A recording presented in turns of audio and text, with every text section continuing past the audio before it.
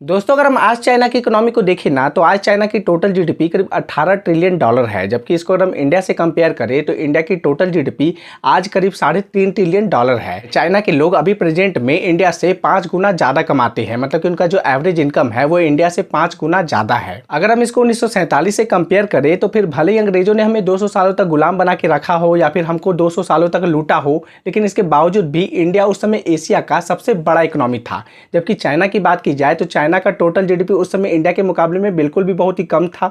Even China बहुत ही poorest country में गिना जाता था। तो सवाल ये उठता है कि आखिर इन 75 सालों में ऐसा क्या हो गया कि चाइना हमसे इतना आगे निकल गया। आखिर चाइना ने इन 75 सालों में ऐसे क्या क्या स्टेप्स ले लिए हैं कि आज चाइना दुनिया का सबसे बड़ा पावरफुल कंट्री बन के उभरा है। चलिए आज इस वीडियो में हम अपने पड़ोसी देश चाइना के बारे में ही बात करने वाले हैं। तो चलिए शुरू करते हैं। तो देखो इस कहानी की शुरुआत हम 1947 के बाद से शुरू करते हैं। तो देखो एक तरफ था इंडिया जो कि 1947 में आज़ाद हुआ था।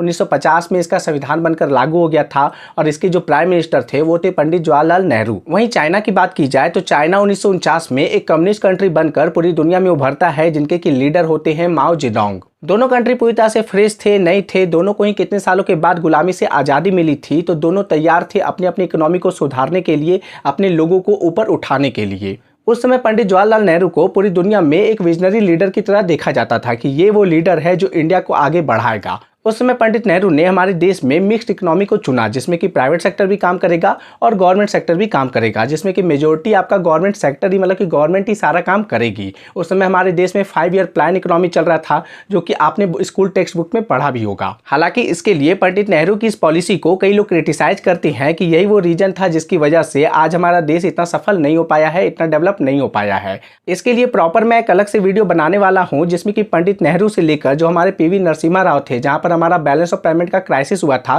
तो इस रीजन के बीच में जो भी चीजें हुई थी ना, तो उस पर मैं एक सेपरेट वीडियो बनाने वाला हूं। तो तब तक के लिए वेट कीजिए। फिलहाल बात करते हैं आज की। तो देखो जैसे आज के डेट में इंडिया के बारे में क्रिटिसाइज किया जाता है कि इंडिया ने 1949 के बाद से एक मिक्स्ड इकोनॉमी अपना ली, एक सोशलिस्ट इकोनॉमी अपना ली, इसलिए इंडिया इतना डेवलप नहीं हो पाया। तो ऐसा नहीं है कि उस समय माओ जेडोंग जो चाइना के लीडर थे, उन्होंने बहुत ही अच्छा इकोनॉमिक स्टेप्स लिया था और धीरे धीरे चाइना ग्रो करने लगा था। आप ध्यान रखो कि चाइना 1949 में एक कम्युनिस्ट कंट्री बन चुका था, जिसमें कि जो स्टेट था, यानी कि जो माओ जेडोंग थे, उन्हीं के पास ही सारा कंट्रोल था।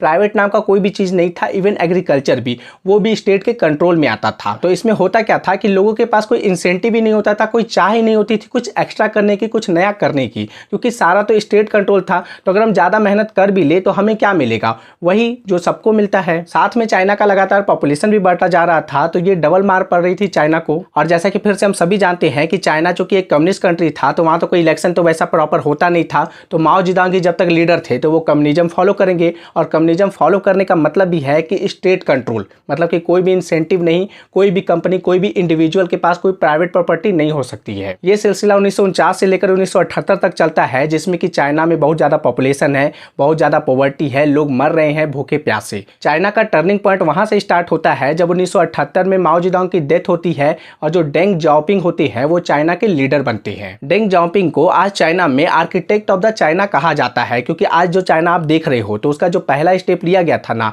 तो वो 1978 में डेंग जाओपिंग ने ही लिया था। और उनके स्टेप्स क्या थे? तो देखो सबसे पहले डेंग जाओपिंग का कहना था कि जो कम्युनिज्म हम फॉलो कर रहे हैं ना, तो उसमें हम जरूरत के हिसाब से उसमें चेंज भी ला सकते हैं। ऐसा नहीं है कि जो कम्युनिज्म हमने स्टार्ट किया था तो वही हम पकड़ के रखेंगे। उनका सीधा कहना था कि चाहे मेरी बिल्ली काली हो या फिर गोरी हो, अगर वो चूहे को पकड़ सकती है तो वो सही है। और इसी चीज को पूरा करने के लिए जो चाइना में कम्युनिज्म था, तो उसमें उन्होंने कुछ चेंजेस लाए। क्या चेंजेस लाए? कि जो पॉलिटिकल पार्ट होगा तो वहां पर तो कम्युनिज्म ही रहेगा, लेकिन जो इकोनॉमिक पार्ट होगा तो वहां पर कुछ लिबरल आएंगे, मतलब कि वहां पर लिबरलिज्म का कॉन्सेप्ट आया, जिसमें कि पहली बार चाइना की इकोनॉमी को पूरी तरह से खोल दिया गया। नए नए इंडस्ट्री लगने लगे, और ये खास करके कोस्टल एरिया में ज्यादा हो रहा था। वहां पर स्पेशल इकोनॉमिक जोन बनाए जा रहे थे, जहां पर कोई भी इंडस्ट्री अगर आएगी ना, तो उनके खिलाफ कोई, मतलब कि उनके लिए कोई ज्यादा स्पेशल रूल्स नहीं होगा। वो आए, अपना फैक्ट्री लगाएं और वहां पर अपना मशीनरी वो चला सकते हैं, अपना फैक्ट्री वो चला सकते हैं। उस समय चाइना में बिल्कुल छोटी छोटी इंडस्ट्री लगाई जा रही थी, जिसमें कि जो पॉपुलेशन था ना, तो उनको एम्प्लॉयमेंट मिल सके। ऐसा नहीं कि कैपिटल इंटेंसिव इंडस्ट्री लग रही थी, जिसमें कि कैपिटल, मशीनरी सीन लगेगा, मतलब कि लोगों को एम्प्लॉयमेंट नहीं मिलेगा, ऐसा नहीं, छोटी छोटी इंडस्ट्री। वहीं पॉपुलेशन के मामले में वन चाइल्ड पॉलिसी को बहुत ही स्ट्रांगली इंप्लीमेंट किया गया, और जैसा कि आप जानते हो कि पॉलिटिकली चाइना एक कम्युनिस्ट कंट्री था, तो कोई भी उनके अगेंस्ट में नहीं जा सकता था। तो यहाँ पर वन चाइल्ड पॉलिसी को भी स्ट्रांगली इंप्लीमेंट किया गया। साथ में वहाँ के यूथ को अलग अलग एजुकेशन दिया जाने लगा, चाहे वो साइंटिफिक सेक्टर में हो या फिर स्किल बेस्ड एजुकेशन हो, तो ये सारा एजुकेशन मतलब कि चाइना के यूथ को दिया जाने लगा। और साथ में चूंकि वहाँ की इकोनॉमी खुल चुकी थी, तो वहाँ पर इंफ्रास्ट्रक्चर डेवलपमेंट में बहुत ज़्यादा फोकस किया जाने लगा। इसको मैं एक डेटा के साथ आपको बताना चाहूँगा कि फर्स्ट 50 ईयर्स में जो इंफ्रास्ट्रक्चर पर खर्चा हुआ था ना, इंडिया का बता रहा हूँ मैं पहले, तो वो 3% हुआ था पूरी जीडीपी का फर्स्ट 50 ईयर्स में। जबकि कहा जाता है कि इसके लिए इंडिया को टोटल जीडीपी का करीब 6.5% खर्च करना चाहिए था उस 50 साल में। वहीं चाइना की बात करें तो इस दौरान चाइना अपने इंफ्रास्ट्रक्चर पर पूरे 9% खर्च कर रहा था पूरी जीडीपी का, जो कि एक्चुअली में 6.5% पे भी चल जाता। तो आप समझ सकते हो कि इतना मेजर डिफरेंस जब रहेगा खर्च में, इंफ्रास्ट्रक्चर के डेवलपमेंट में, तो चेंजेस तो दिखेगा ही। साथ में इंडिया के केस में ये था कि जैसे चाइना स्पेशल इकोनॉमिक जोन बना रहा था ना अलग अलग इंडस्ट्री को इन्वाइट करने के लिए, तो इंडिया ने भी बनाया था। लेकिन चाइना जो था ना, तो उन्होंने अलग अलग इंडस्ट्री को अपने स्पेशल इकोनॉमिक जोन में अट्रैक्ट कर लिया, उनको इन्वाइट कर लिया, मतलब कि उनको बुला ही लिया। और ये कैसे हुआ, तो अलग अलग पॉलिसी से, मतलब कि पॉलिसी को कम किया गया। जो फास्ट पॉलिसी था, जो इंडिया में कह सकते हो ना कि एक रिगिड, मतलब कि चलता है कि यार बहुत लॉन्ग टर्म चलता है कोई भी पॉलिसी को पास करने में, तो ये इंडिया का केस था। इसलिए इंडिया अट्रैक्ट उतना नहीं कर पाया, लेकिन चाइना कर ले गया। और क्यों? क्योंकि यहाँ पर पॉलिटिकल स्टेबिलिटी होता है। देखो किसी भी इंडस्ट्री को ना ये मतलब नहीं होता है कि यार आपका कौन सा आइडियोलॉजी है, अगर जब तक आपको एक स्टेबल गवर्नमेंट वहाँ मिल रहा है तो वहाँ इंडस्ट्री लग जाती है। और चाइना के केस में आप ये पॉजिटिव नेगेटिव जो भी कह लो, लेकिन वहाँ कम्युनिज्म था, तो कुछ भी अगर सरकार करेगी तो उसके खिलाफ कौन बोलेगा, और इंडस्ट्री आराम से वहाँ लग जाती है। जबकि इंडिया के केस में चूंकि हम एक डेमोक्रेटिक कंट्री है, ये हमारा पॉजिटिव साइड है, ऐसा नहीं है कि ये नेगेटिव साइड है।